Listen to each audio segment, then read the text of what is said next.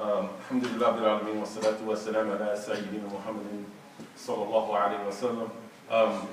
First of all, I'd like to thank you all for inviting me here today. I really feel a lot of khair in being here. Beautiful project. Actually, before I arrived here today, I went to the website and I noticed the video that was posted for the project for the masjid. So that's what got my attention. I was like, subhanAllah, beautiful.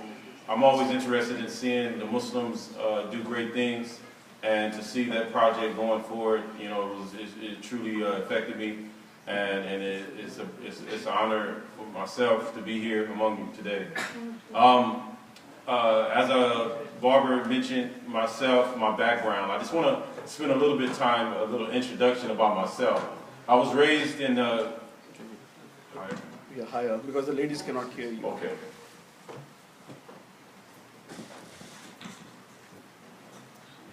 I was raised in South Central Los Angeles to Christian parents. Both my parents today are still married. They've been married actually 61 years. So I want to begin by first stating that oftentimes when we see trouble in our community, especially amongst our young people, we assume that the young people lack a parentage, or a father is not home, especially in the communities where you see crime. In my case, I don't have that claim because my parents were always there for me.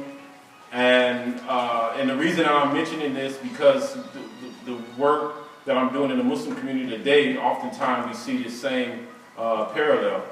So myself being raised in a Christian family, in a community where there were gangs, there were what they call the Crips and the Bloods. I'm sure you probably heard of it, seen it in Hollywood. You know, they actually glamorize a lot of that stuff.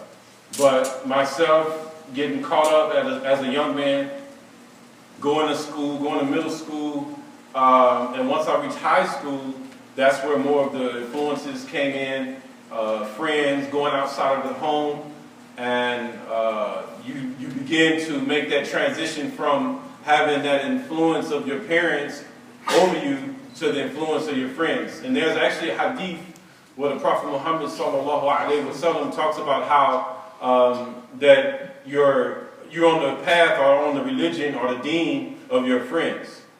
And it's so true, because once you begin to leave that influence that once your parents have on you and begin to listen to friends outside the home, that's when the clash begins to take place. And I'm no different. This is what happened with me. Even though I had two loving parents there at home with me, the moment I began to go outside my home and spend time in the neighborhood, after school, with friends, that's when the negative influences begin to take hold. I was involved in sports. I did track and field. I was playing football. In fact, I had a huge potential to play football when I was young, you know. But unfortunately, because of my grades began to go in decline, I was no longer able to play football. So the next thing that was there was the friends, the influences, those that were failing in school, those that were getting into trouble. So once I reached 11th grade, I started getting into trouble. Went to juvenile hall, was arrested, went to juvenile hall, spent time in juvenile hall, was released. By the time I was 19, I was full-fledged involved in gang activity in the neighborhood, even though my parents were totally oblivious. They had no idea what exactly I was doing outside in the streets.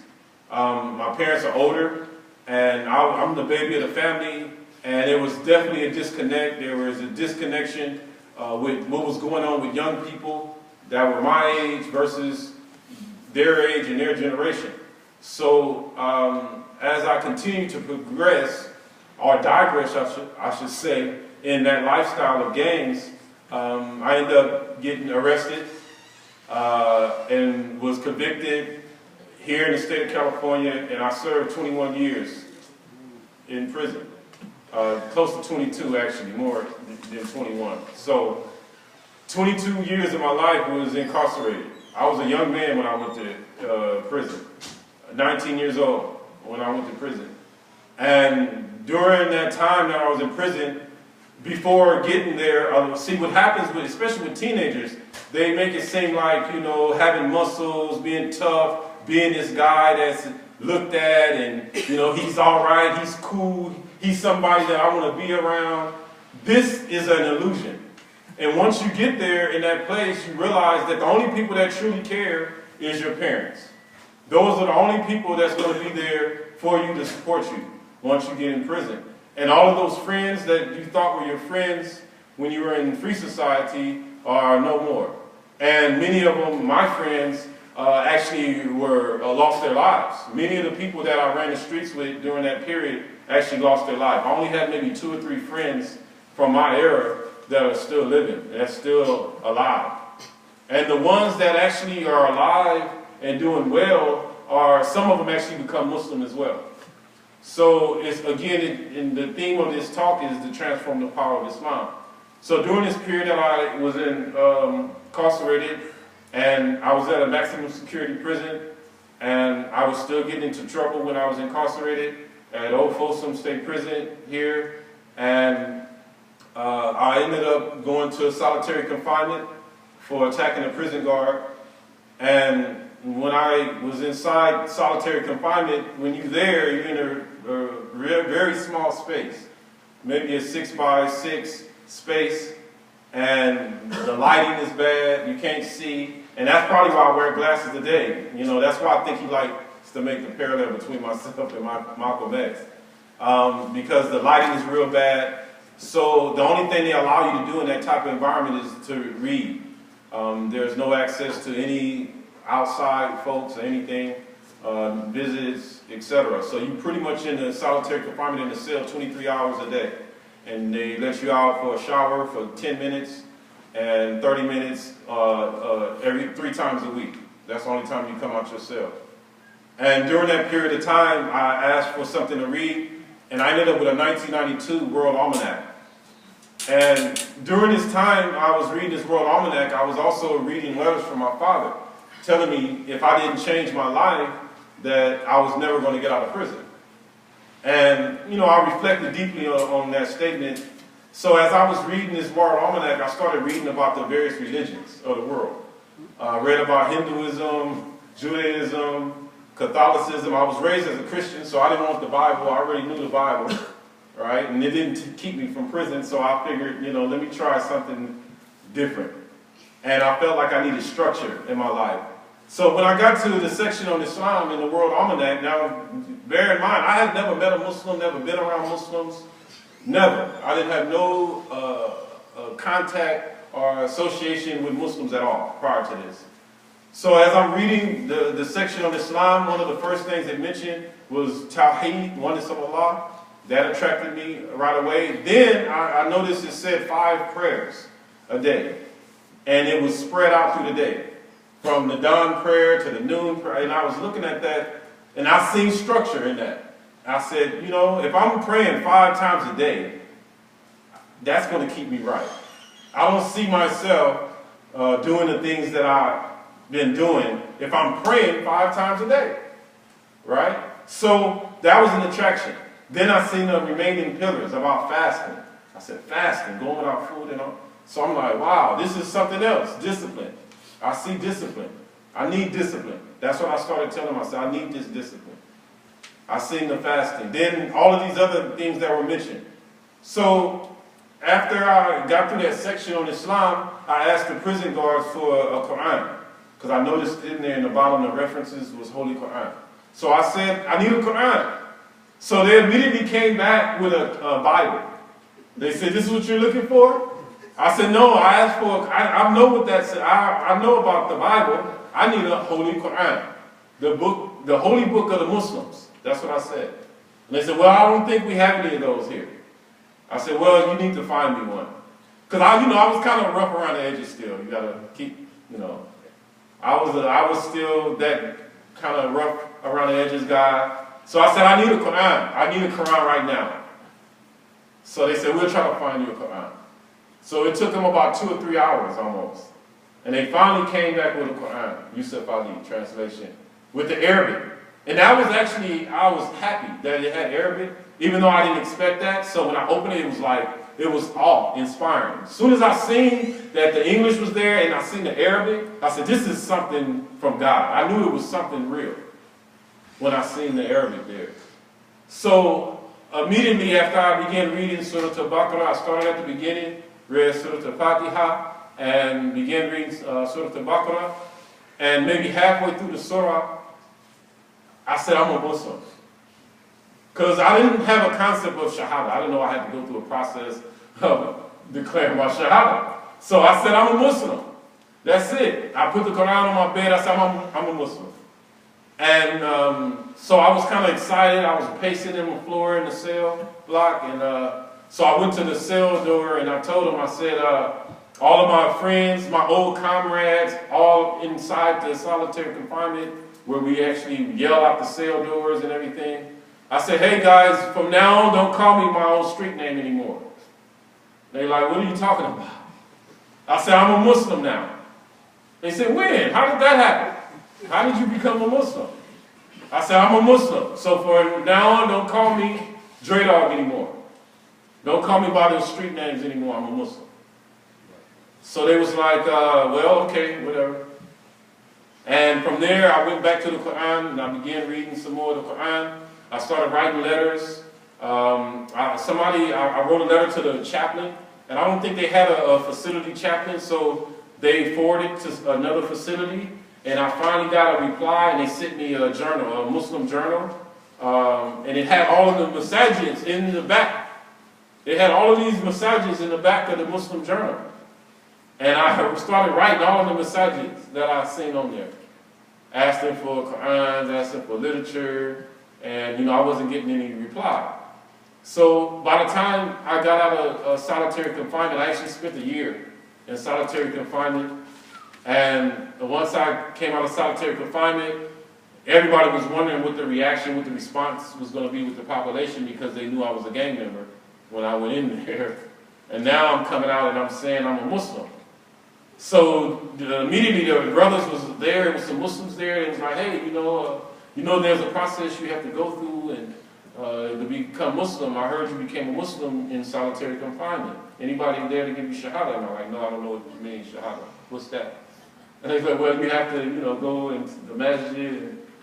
And I said, okay. So I went through that process, and I told them, I said, now I need to go tell my old friends that I'm not running with them anymore, right? Now, I just want to take a step back. How many of our youth today are able to tell their friends at school that I'm a Muslim? I don't do that. I pray Jumu'ah on Friday. I pray 5 times a day. I don't eat pork, or I don't eat non-zabiha meat, or I don't drink alcohol. Don't offer me alcohol. This is a problem today in the Muslim community. I just wanted to mention that. So as I go, I say, let me tell them right now. So the Muslim brothers that were there was saying, you want us to walk with you over there and let them know, hey, you're a Muslim? And I said, no, because then they're going to feel like I need backup to go tell them that I'm a Muslim. So if they're going to attack me, I'm just ready to accept that because I'm a Muslim. Right? So when I went over there and I said, hey, you guys, they're like, hey, I'm a Muslim, so I don't know how y'all feel about that, but that's where I'm at. And they was like, they didn't know what to do. They scratching their heads and like, okay. And actually, I never told this part of the story before. One of the brothers that was there, we was lifting weights. It was like they called it the weight pal. And one of them followed me when I walked away and asked me, they was like, man, you serious? We never would have thought you would become Muslim. And I want to know more about that. And he actually became Muslim.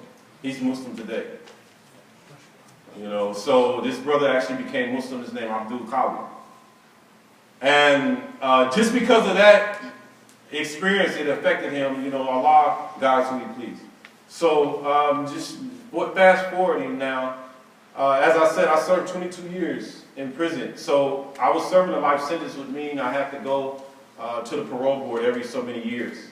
During this time, after I became a Muslim, I realized how important it was to reach out back to the community, to reach out to the population, and to help people actually transition to come out of this state that they're in of being gang members, drug dealers, all of these terrible things.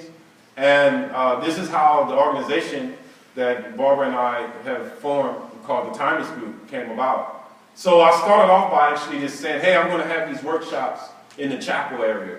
And the first one that I created was called SAFE. It was called SAFE. And it was an acronym for Staying Out of Prison, Addressing Addiction, Family in Crisis, and Earning a Legitimate Livelihood. So that's what the acronym stands for. Now, it's Islam, but I'm not telling people it's Islam. But it was actually Islam that I was teaching. But I was just using all the fundamentals of Islam, so that people would actually receive it. So I was actually reaching out to non-Muslims. So as that continued to go on, the captains of the facility, the correctional staff, they started noticing all of these people coming to my groups and interested in really changing their life. They couldn't understand what was happening. And when they see my past, they realized they would listen to me because of my past. They said, you need to keep doing this maybe. And then some other brothers said, hey, keep this going. And this is how we ended up with the organization, the Timeless Group. So I ended up creating a number of workshops up under this one umbrella called the Timeless Group, where we have part where we reach out to adults that are in trouble or having problems, as well as our youth, and trying to prevent them from ending up in situations like myself and others. So when I went to the board, the parole board, and they denied me. They continued to deny me. At the time, it was Governor Arnold Schwarzenegger and Gray Davis. Those other governors continued to take a hard stance against people like myself. But as time progressed and my file began to take a turn, they was like, why is this guy still in prison? And the warden and everyone was like, writing letters on my behalf saying that this guy should be released. And I told myself when I went to the parole board in 2012, I said, I made a dua to Allah subhanahu wa ta'ala because, they had me wait on a bench and you go in and you see this panel with commissioners, parole commissioners. And I said, if you let me out on this go, I promise to serve humanity, period. That's my life, is serving the community. And I went inside. I actually brought one of the books. It's a transcript. And one of the things that the commissioner said when they decided to grant me parole is that they said it's obvious from looking at your transformation from being a gang member to becoming a believer is when you transform. Now, these are non-Muslims saying this. Non-Muslims recognize that by me becoming a Muslim, that's transformed who I was. And based on that, they granted me parole at that time. So I've roughly been out in free society 2 years. But alhamdulillah, Allah has blessed me to accomplish a lot. We have a 501c3 now that I've established under the same organization. Part of it is youth intervention. And I actually don't like using the name intervention as much. I usually use the term youth development because I think that's what our youth need, is development, and whether it's leadership development, career goal-oriented development, and they need the discipline that our organization offers. This is what I'm doing currently. I'm also teach theology, Islamic studies at Averroes High School in Fremont, as well as a commissioner for the city of Union City. I'm also working in the county. I didn't tell Barbara, they just called me to Alameda County to take on a county role now, where I'll be responsible for District 2, which is Newark, Fremont, Union City, and Hayward, where I will be responsible for overseeing a committee that addresses youth violence and things of that sort. This is pretty much what I've been doing since I've been home and building an organization. We have several young people that's in our organization that's benefited from our organization. And believe it or not, we actually have a young man that's Hafiz al-Quran. And he's having problems because he's raised in a community where He's starting to see things. He's fighting with his parents and all of these things. So even though he has the memorization of Quran, he's still having a difficult time. And so this is one of the realities that I often tell the Muslims that we have to address. The fact that these young people are being raised in this community and they're being exposed to things that I was once exposed to growing up in this culture. And if we don't find better ways to address it, then so many of them are going to be lost. I want these young people to be able to be proud that they're Muslim. Not to feel like, I have to take off my kufi or my thobe when I go around non-Muslims, or I don't feel comfortable declaring my Islam when I'm in the company of non-Muslims. That was one of the things that I told myself I wasn't going to do when I came home, is be afraid to be Muslim. And oftentimes, because they want to blend in so much with this society that we live in, that they lose their Islam. So part of what our organization do is we reach out not only to the Muslim community, but to the non-Muslim community. And oftentimes when they see our services, they notice that we're Muslim, and they're like, wait a minute, these are Muslims helping non-Muslims. Because this idea that the community has about Muslims, just so, and I'm sure you know this, is that Muslims only help Muslims. They don't help non-Muslims, right? So now they see sisters that are facilitating the women in our organization with hijab, and ourselves, Muslim brothers that are mentors and facilitators that are reaching out to not only the Muslim community but also the non-Muslim community, and they're actually taking advantage of our programs. We're currently going to be working on a project to go in San Jose, Santa Clara juvenile detention facility here on Guadalupe Parkway. I did a program there already. I'm also involved in San Leandro, JJC, Juvenile Justice Center. I've actually had a basketball game with 2 judges and probation officers a couple of weeks ago during Ramadan. And they was wondering why I wasn't, drinking water and all of these things. So that opened up dialogue with the 2 judges. And these judges are the same judges that may send youth to our program, you see. So it's a huge opportunity not only for the Muslims, but just to see the work of Islam in an organization that actually don't discriminate against anyone. They actually reach out to everyone. And I'm hoping that the community actually catches up and get involved in this type of work, because it's really tremendous. We think that we have to go out and have a more elaborate way of doing da'wah, but sometimes it's just because the Prophet Muhammad sallallahu alaihi wasallam said that the best of da'wah is our character.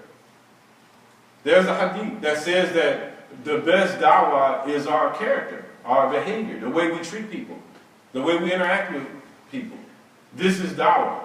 Because when they experience your treatment of them and they discover later that you're Muslim, because oftentimes when we're in our group and we having a session with some people that are not Muslim and we're a break to do salah, they start asking questions.